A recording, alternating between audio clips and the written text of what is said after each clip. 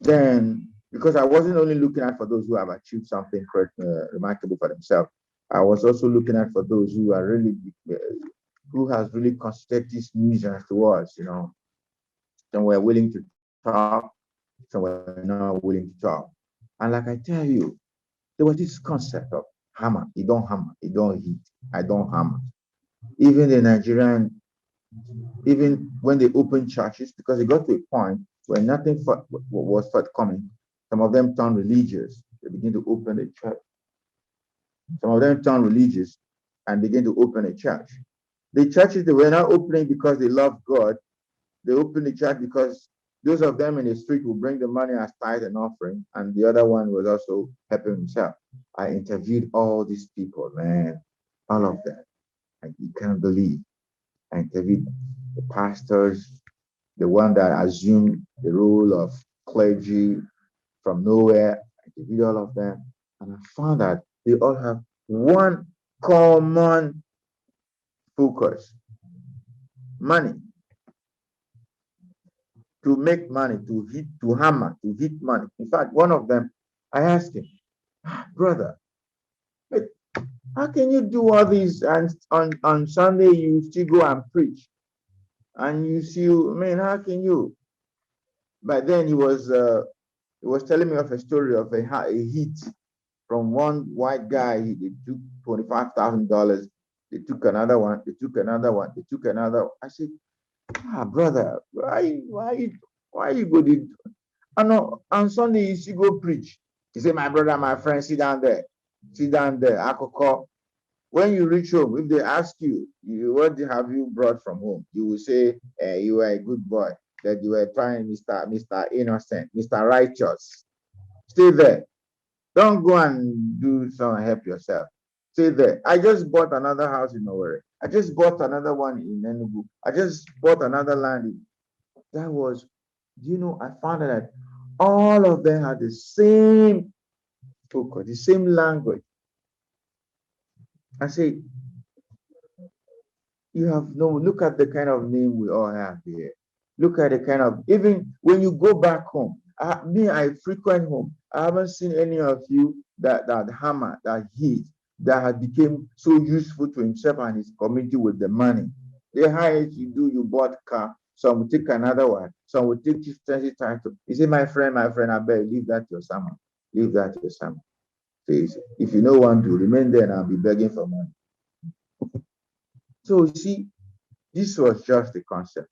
So if you're going to use your platform to help Nigerians, it is to tell them that money is not everything. Money only answers to everything, but money is not everything. If money is everything, Nigerians should be very wealthy with all the money they make from right, left, and center. The money they make from drug, the money they make from oil, the money they make from everywhere. Look at, you hear billions and billions and billions. If you come home, my brother, if you come home, if you see the level of poverty and misery, you'll be so scared. It's real. So I come home. I'm looking for these guys from China, from Malaysia, that hit so much money that when we go to club, when someone is dancing, they come on board and they are spraying $100, $100. They're spraying $100. I come home, I go to look for them. That was my job in China. Some of them, the stomach has gone down. I say, oh boy, what's happened now? All that money where you hammer. Say, my guy, forget, don't worry, we'll get another one. We'll get another one. Forget, na small time. Someone hit $1 million, $500,000 consecutively. He took from people. You look for him here, he's nowhere. Even some of them, after they bought those property and everything, in a quick succession, he began to resell them again. So if you have anything for Nigerians to tell them, is to tell them this is wrong. You have nothing, because you're living in a false negative cycle life. It will take you nowhere than a vicious cycle of misery and poverty. That's why Nigeria is like this. Crime is everywhere. Corruption is everywhere. Right? Stealing is everywhere. But when it has now been, when it has now been, otherwise, it has become a cultural cycle that the people accept. Look at the one I'm talking to you. This is a pastor. They run a church. Then they run a church in southern China. There, I don't want to mention this. They run a church, all of them, and they were after running the church, preaching, taking the offering cycle, and they go back and rob people. The other one, another one in Beijing. I used to hang with them. They will pray and pray and pray. You need to see them praying heavily. What are they praying for? They go back to these Chinese to look for them, to steal, to rob them. And I sit in the midst of all these people. Say, man, what kind of a mindset is this? You know, why are they doing that? Money. They focus on money, and they always become poor in the end. See, I told them, you are all miserable people, too much money, but you're broke inside out. See, so if you got any message for Nigerians on your format, you tell them that they should change their concept, they should change their mindset. They're being stupid, you know, it's affecting all. Finally, I got to the Nigerian embassy. Now I have been accepted. Nigeria now accepted me. I have become somebody that they can relate with. But initially, they don't want to relate with anybody because of this negative cycle, because it was rubbing off on them too as diplomats. But now the embassy gate was open to me. Why? Because I choose a different focus. That is to answer a name as to answer a name disconnected from that negativity, that tag of corruption, criminals, thieves, crack dealers, and all that. I refuse that. And you see, our people love good things, and everyone welcome me. Let me tell you a very striking story, a very big story to tell you. 2013, when Nelson Mandela died, the whole world was on their foot. China loved Mandela so much. It was in the time of Jacob Zuma. Jacob Zuma was darling to China. Do you know CCTV, Asia Today? The only Africa they look out for was me to talk to at that moment.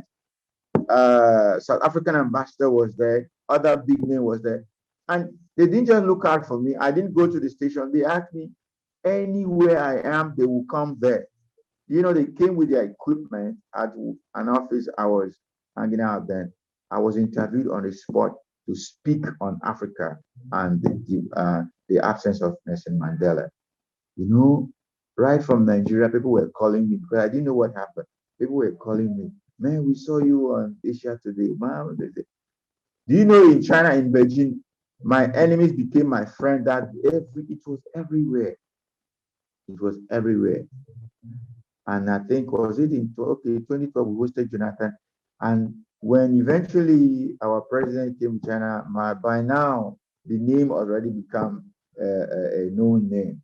You know, when our president, this current president came to China in 2015, of all the arrangement made, I have to be called out Njoku SaintJerry to come and open the session before the president started his address, you know, in Beijing.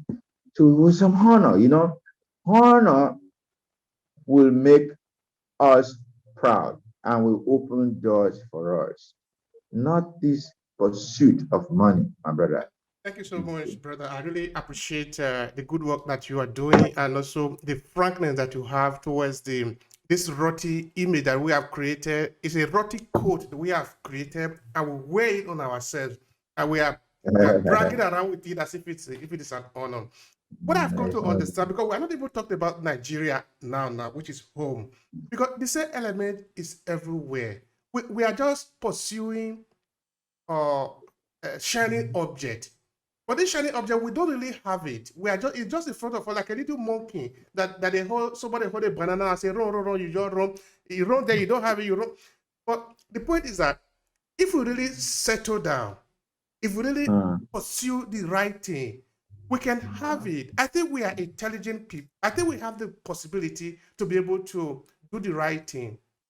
But Yeah. why are we choosing to do the wrong thing? Because, like I said before, all these boys, we can't say that they are not Nigerian. But how many percentage of they do they of do they really represent of Nigeria? Because they are coming from Nigeria, directly from Nigeria. Will you tell me that that mentality is not in Nigeria? How did they get to where they are? Coming from Nigeria. You don't want to tell me that somebody caused them, because I don't want to accept that. How did they get that mindset that they have coming from Nigeria? Okay, before you No. respond, I want to tell you Uh, that even here in Europe, it is not uh, different. Talking of France, Germany, Italy, Norway, UK, US. But of course, this is not a generality. But there is always this group of Nigeria that are having this rotty mindset about money. How did we get here? it's a cultural setting, no? It's a cultural setting, okay? So you only have to break away.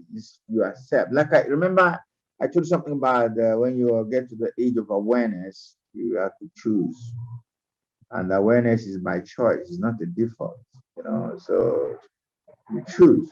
They, do you want this or do you want this? You want the ripe banana, or you want to take an unripe banana and wait for it to ripe, you know, because the ripe banana could have been laced with some chemical to ripen it quickly, or you want to take the unripe banana and wait for it, you know. So it's a cultural set.